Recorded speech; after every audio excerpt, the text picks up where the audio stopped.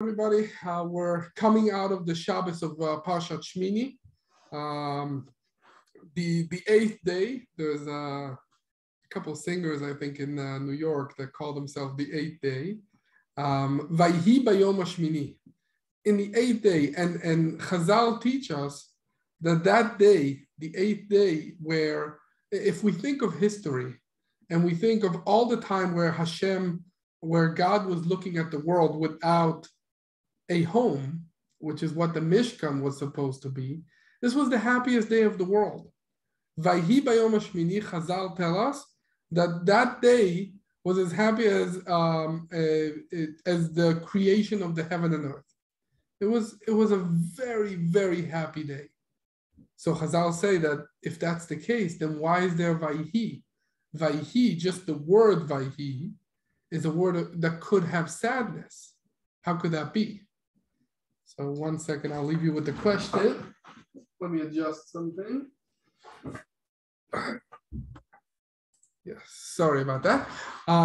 So Chazal answered the obvious answer that if we read this week's Parashat, the tragedy involving that day was that there were two sons, Nadav and Avihu, the two sons of the brother of Moshe, of the high priest Aharon, and the two sons of Aaron went ahead and brought a fire, Eish Zara, meaning they made an offering with fire that was not meant to be that was Zar.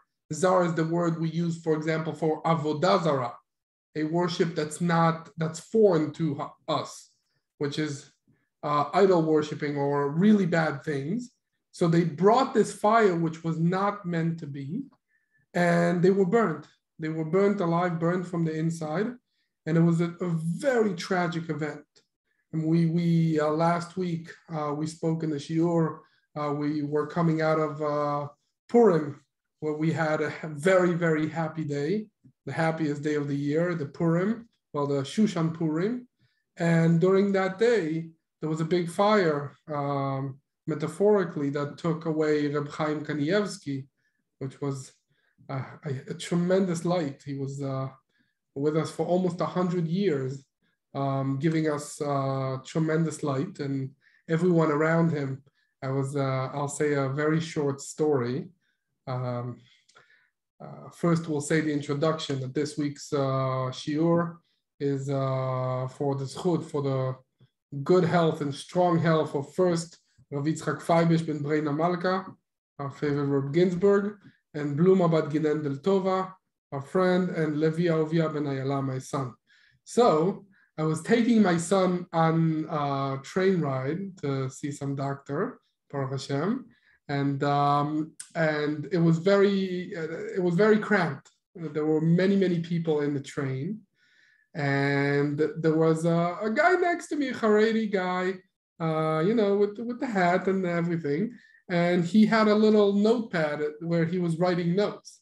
So I asked him, "Are you writing Torah words? Are you just as a nice thing to say when you're cramped together?" And he told me, "No, I'm just making notes. We're not Reb Chaim Kanievsky." So I told him, "If you speak of him, so tell me a story." So he said, "Okay, I'll tell you a story." He said, "I only went to see him one time. It was about 20 years ago. His parents, this guy I met on the train, his parents sold their house and went to rent, and was looking for a new house, and they were not able to find a good place. So the son, this guy that was talking to me, went to Reb Chaim Kanievsky to ask him for a bracha for his parents, and Reb Chaim asked him, "What are they doing? Why?" He said, "Well, they wanted to sell their house." He said, "No, you do not sell before you buy something. First, you find something else. First, you buy something, and then you sell." Beautiful advice that we can look into a lot. I always, many times people come and ask me if they should switch jobs or if they should go and open their own business. And one of the answers I like saying, just my 2 cents, as they say, one of the answers I like saying is, you should first do it as part of your job, meaning first open the new business, see that it's working, even on a small scale, and then leave your current job. First make something work, something new work, and then leave what you're currently doing, if that's necessary. So we know that our Lubavitch Rebbe would always want to start something new and keep what you're doing. Just do two things. In any case, so this guy on the train was telling me that was his advice.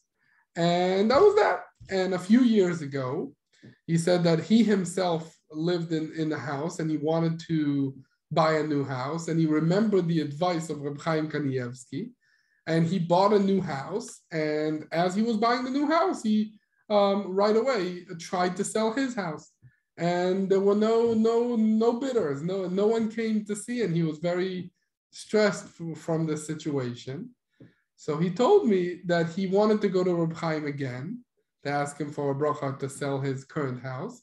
And they were busy, and the Gabbai, someone wasn't feeling good. I didn't exactly get what he was saying, but he sent a fax. Some people still use fax. So he sent a fax, and Reb Chaim told him, I think he said to read 10 chapters of Tehillim every day. And as he started, he said right away he had, I think, 9 people look at his house, and he got someone really nice, a real straightforward, good person, good Jew, to buy his house. Right away, he came and he saw and he bought the house, and Baruch Hashem, it was a nice ending. So really nice story. Again, we had Reb Chaim with us, who was a very inspiring person. And we have these Nadav Avihu, who were the leaders of the generation, almost as the leaders as Moshe and Aaron were the leaders, and they had really good ideas. But what was their problem? So there's a famous Perush HaRemez from the Ari, that their problem was that they didn't prepare themselves. They didn't do any preparation. They just went ahead spontaneously and did what they did. The fire, the offering that they were bringing should have worked. This should have worked. But the problem was that they didn't prepare themselves. Now, if we one of the famous Divrei Torah, the famous vote that Rabbi Ginsburgh likes to say is to talk about the first sin is impulsiveness. Why is that? Because the Midrash says that the famous tree of knowledge in Gan Eden, the famous sin that caused this world to be the place that it is and not a very much higher place, was done on a Friday. That if the first Adam Arishon, if he would have waited a couple more hours, then he would have been able to eat from the tree of knowledge and the tree of life, and everything would have been fine. The problem was that he did not wait, impulsiveness. And that is the problem of every sin. Every sin has within it the problem of impulsiveness. It's something very deep that we can speak on for longer, but I want to talk more about Nadav and Avihu. Impulsiveness has the problem of nefel. A nefel is a baby that's premature, and therefore he passes away, he dies either in the womb or out. A very sad situation is when a baby is not fully matured, and one second, let me admit. Elazar, you're not on the thing. You need to admit people in. Okay, so what were we saying? Sorry, bit of distractions. So again, impulsiveness could lead to this situation. If someone waits properly and does things in the right time, things will not fall as much. Now, there's a failure, again, the word for this failure is nefel, or nefilah, falling. It's a very famous Jewish Hebrew word that's used in many connotations, but one of them is that the Mashiach is called Bar Nafla, the son who falls, if you want to translate it, but essentially someone that falls. A Mashiach is someone that falls and is not afraid of falling. We know that it says, Sheva Yipol Tzadik Vakam, that a righteous person can fall, and Sova, Sheva, 7 times in general, can fall many times. 7 is the number of that could mean many, many times. So a righteous, we are not afraid of falling. One time Rabbi Ginsburgh liked to say the pasuk, Galenai ve'abita niflaot mitoratecha, with, instead of saying wonders, niflaot, as we are speaking about the wonders of the week, and Rabbi Ginsburgh is all about the wonders of Torah. That's our motto. Galenai ve'abita niflaot mitoratecha, wonders from your Torah. He says that you can switch the word niflaot, which almost sounds the same as nefilot, failures, or to fall. Falling could be a wonderful thing. So again, is it wonderful or not wonderful? What was their problem? So if we dig deeper on a very inner level of the problem of Nadav and Avihu and what they tried to do, their problem was that they were not waiting for things to be accepted. Meaning, not only have they worked spontaneously and with tremendous amounts of fire, but they didn't care that the other person, in this case, Kadosh Baruch Hu, God, wanted it. They were so smart. They really were smart, and they thought to themselves, here's how we can make things work. Here is the right offering that will make God really happy, that will make the situation really great, and we're just going to do it. They weren't waiting for the right signs that the person, or in this case, that God wanted it. They were not married. This is also something a failure of them. They were not married. They didn't understand the need for what's called a panim bepanim, which literally translated as a face-to-face. Usually people like to say face-to-face conversation, but it's supposed to lead to something that is meant to be. So when they were trying, what Nadav and Avihu were trying to do is to light the fire without making sure that the other side is ready. Where does this happen a lot? And this is a very, very strong thing that Rabbi Ginsburgh explains and says, is we have the light of Torah. Okay, many people, let's talk about Jews. Many Jews do not have that light on a day-to-day basis. They're not familiar with Torah. Their life is not filled with it, and they don't have the warmth and the happiness and the awe and everything that has to do with living a Torah life. So what do we want to do? We're such smart guys. What do we want to do? 1 second.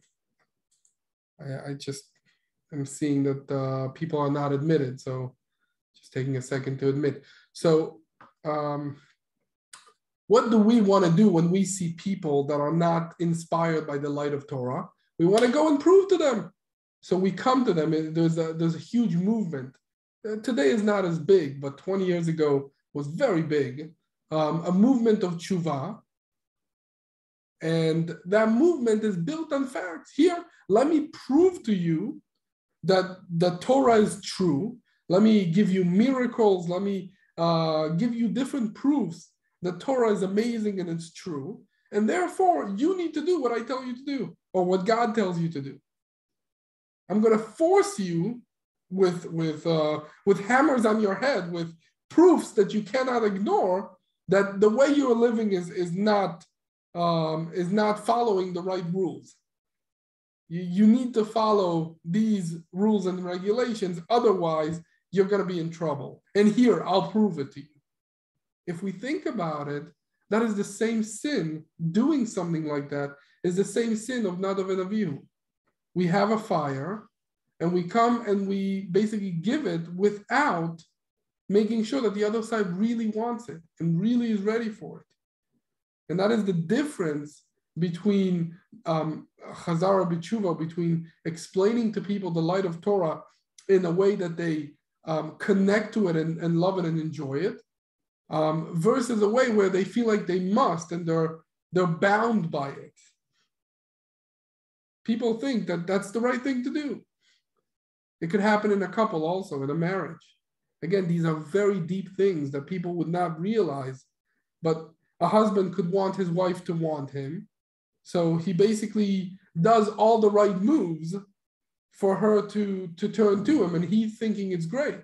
But really what he did was he forced it. He forced her to love him. And that's not the right way of doing it.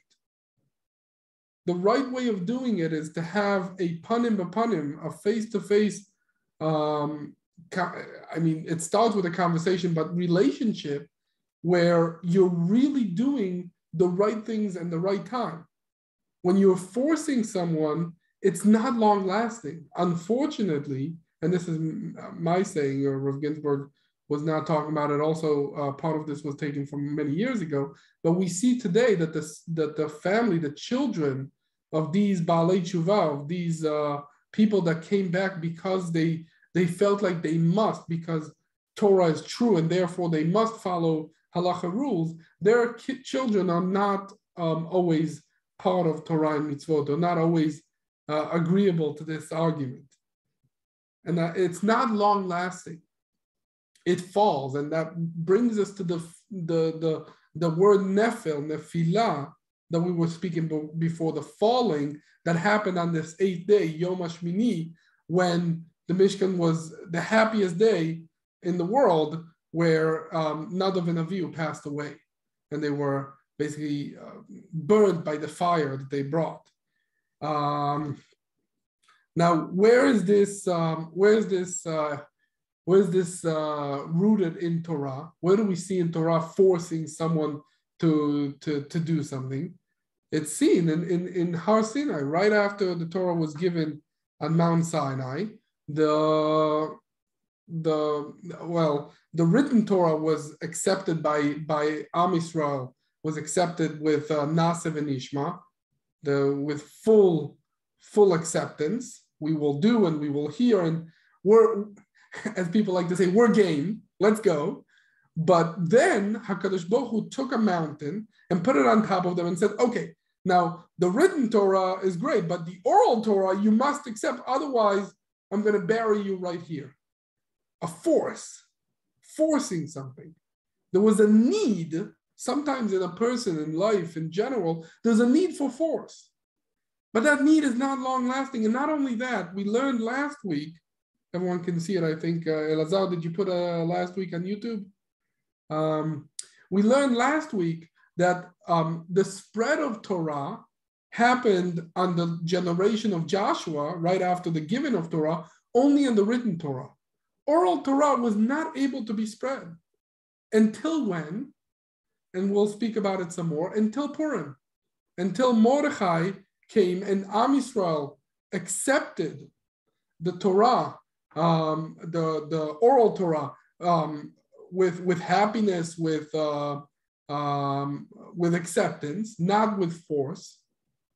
And that allowed Mordechai to start what we call the fourth revolution, to start spreading Torah to the whole world. He was called Petachia, that he was able to talk Torah to the whole world. How was that able? Because you cannot teach, and this Rabbi Ginsburgh taught us this Purim, you cannot teach, and it's brought in this week's Wonders, without something that you accepted from being face-to-face, from love. You cannot teach something that was forced on you. If something is forced on you and you try to teach it, it will not work out.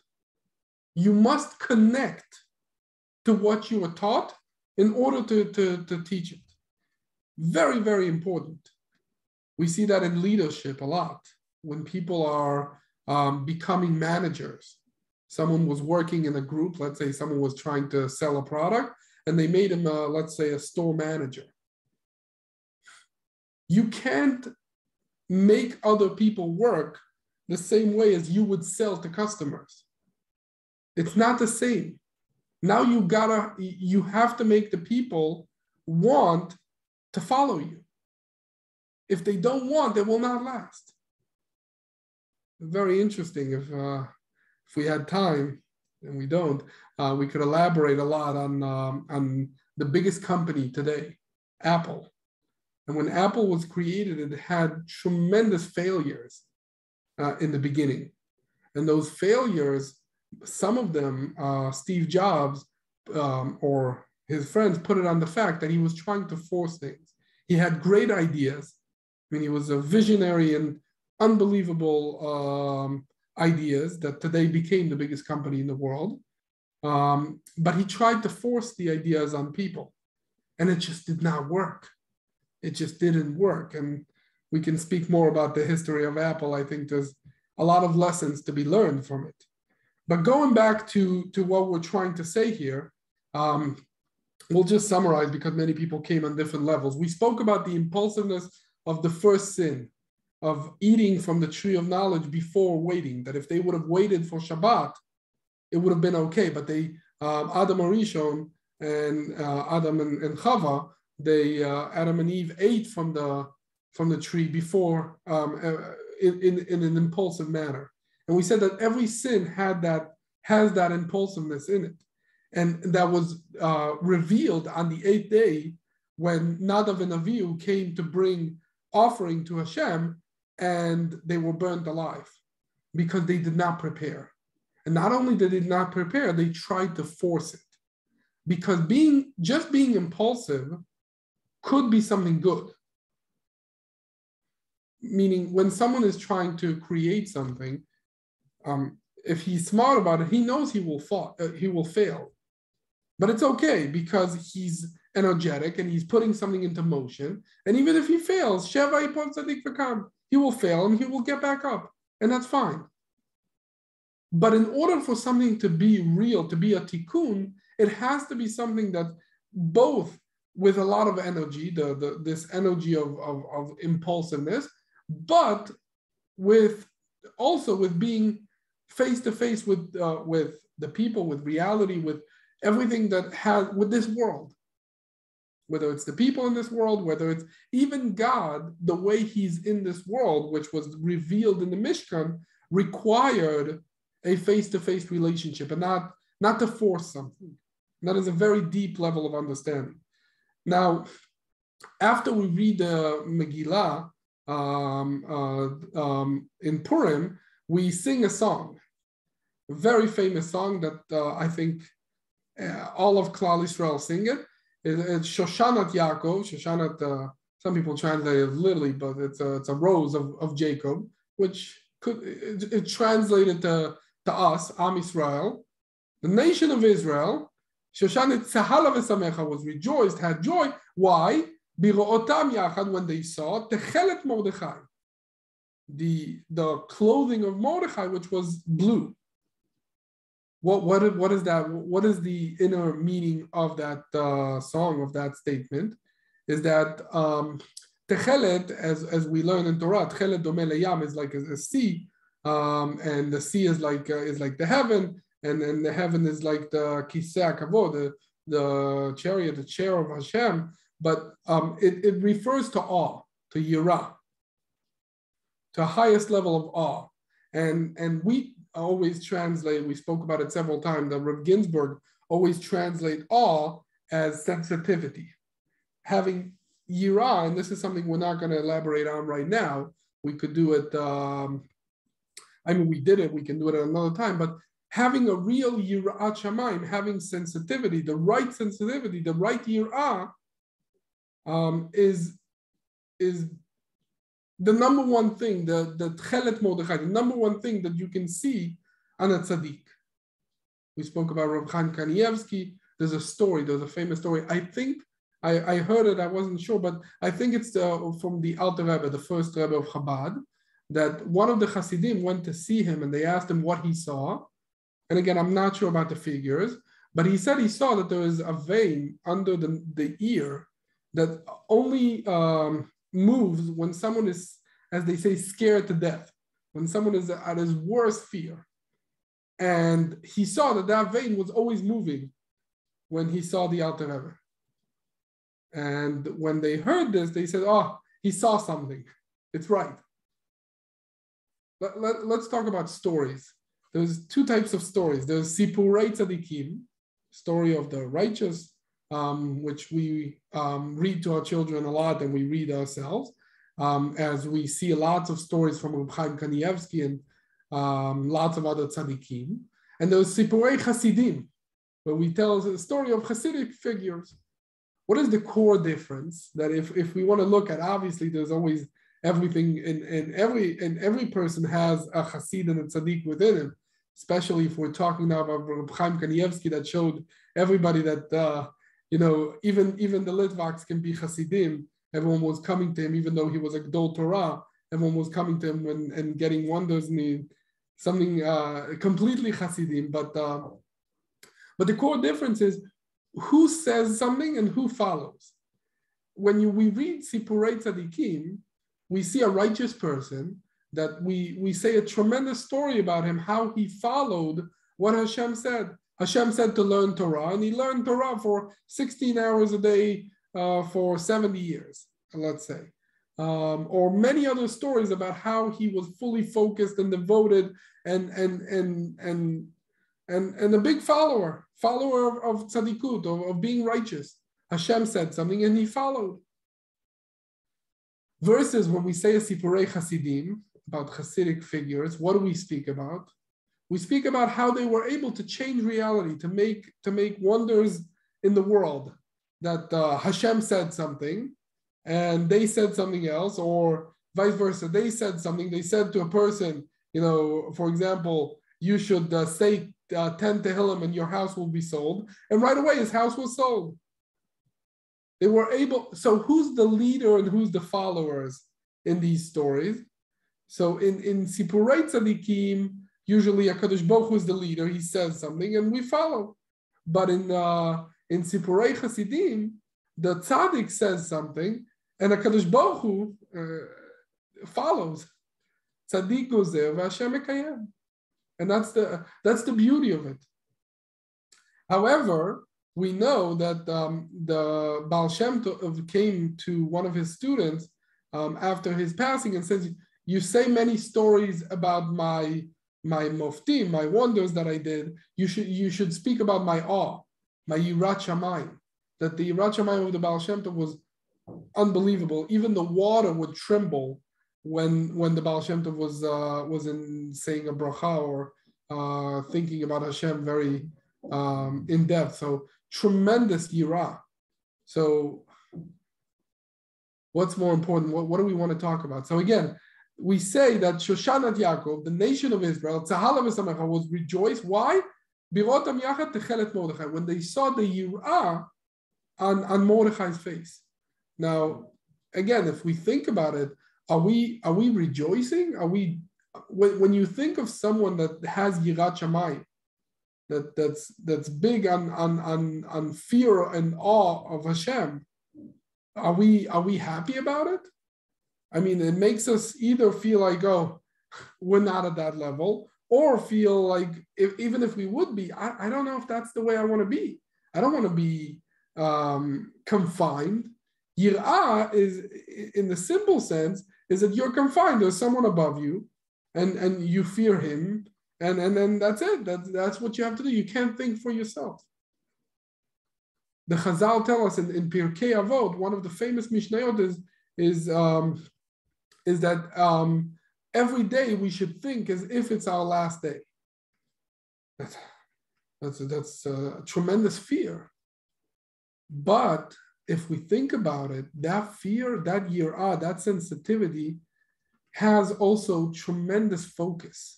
When someone feels like he's about to pass away, that puts everything to the side, that makes him focus.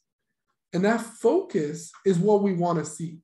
When you're sensitive to Hashem, it's not that you're not connected to this world. It's the opposite, that you're connected to this world through the eyes of Hashem. You're fully focused.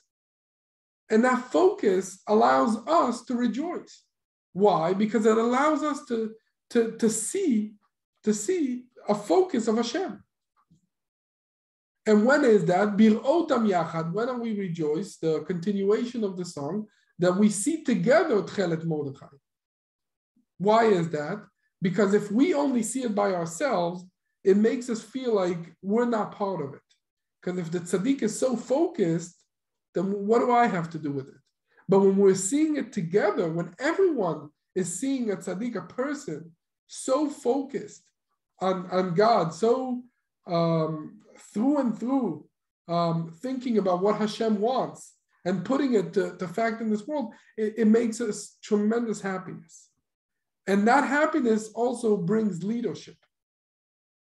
We know that what Mordechai wanted, we spoke about it last week, is to lead the world in the time of Achashverosh.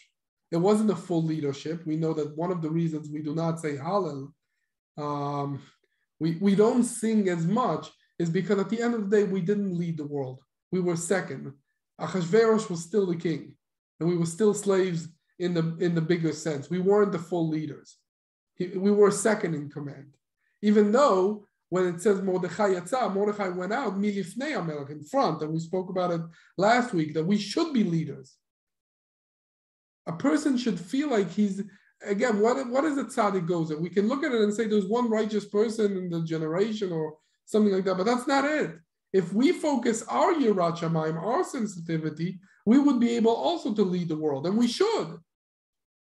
A person should wake up every day and say the whole world wasn't, Kol ha'olam lo nivra ela bishvili, for me. What does that mean? There's a lot of things to think about when we think about that statement, but at the end of the day is I'm supposed to lead. Hashem wants me to be in charge. He doesn't want me to follow. He wants me to lead. As it says by the first Jew, as it says by Abraham, Italech lefanai, walk in front of me, lead. If we're supposed to lead, how do we lead? With great sensitivity to what Hashem wants. What is the joy of a tzaddik? The joy of a tzaddik is that he causes joy to Hashem. And how does he do that? When this world follows Hashem. Hashem put in this world Yetzer Hara in order so that we can follow him, to give us that choice. But that requires real leadership. And that's what we saw in Mordechai. And that leadership allows us to put Torah to the world and bring all that good to the world. We're about to run out of time. We'll see, maybe we can cover one more thing and maybe take a couple questions. One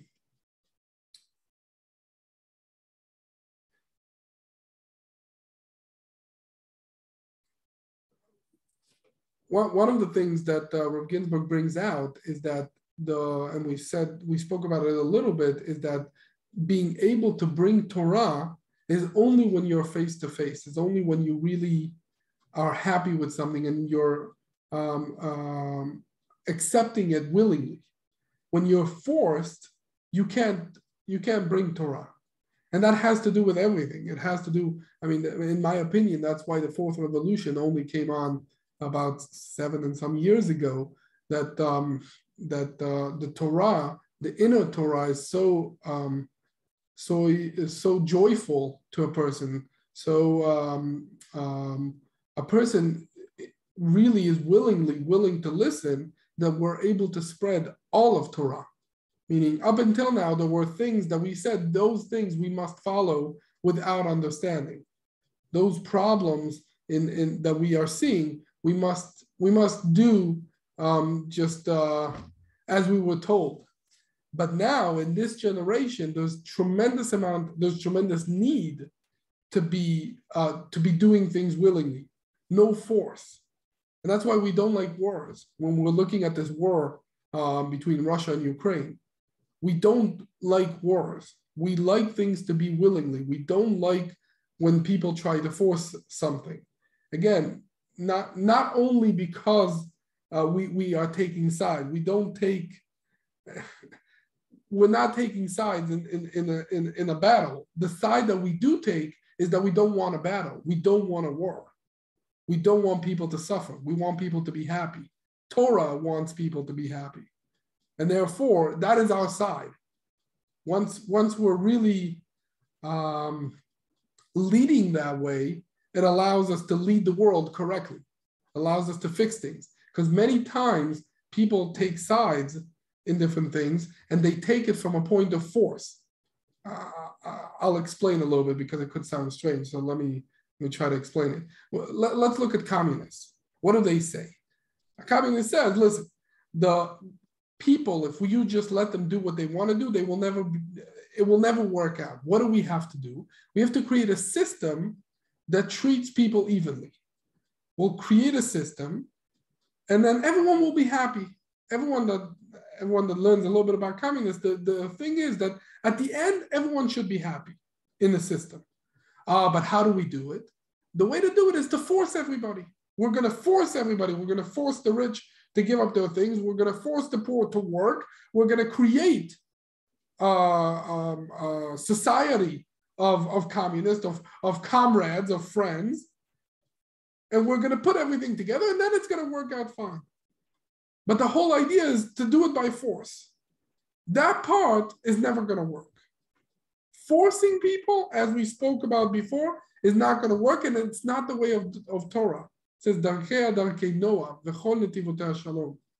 We give pleasure and peace is Torah. It is not force. It's not because one person is right and one person is wrong.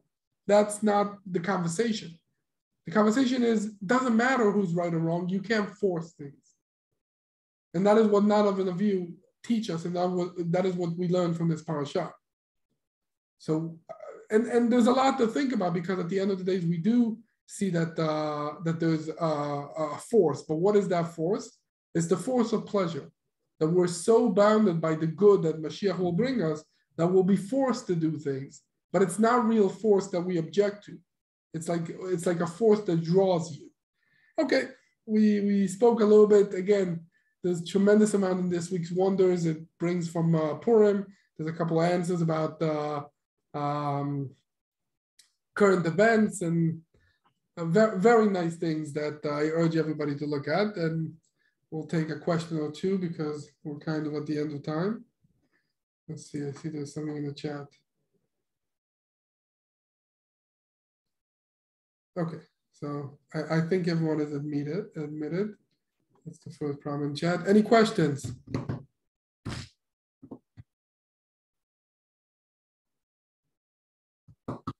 Okay, so everybody should be a leader and should make that spread Torah in a way that everyone would willingly follow. And Be'ezrat Hashem, we should all be successful in seeing. Oh, okay. So people can't unmute. So let me try. Does it work now? Okay. Any last questions? What does that mean? The Muslim movement didn't work because people were not happy? Who was not happy? The Muslim movement, did it not work because it was people forced themselves with punishment? I don't understand the question. What did not work? The Muslim movement. Oh, who said? No, again, saying that something that even when you do something forcefully, something of it does work. You're saying why it's not the movement that leads us to Mashiach? Yes, you could possibly say that. That if Musa was doing more willingly, then maybe that could have been the movement that led us to Mashiach. But for sure, even Nadav and Avihu, and every good thing and everything that happens in this world at the end of the day leads us forward. It's all part of the plan. But yes, in order for something to work, it must be something willing. And probably that's why Chassidut took over. Okay. Shavua Tov to everybody.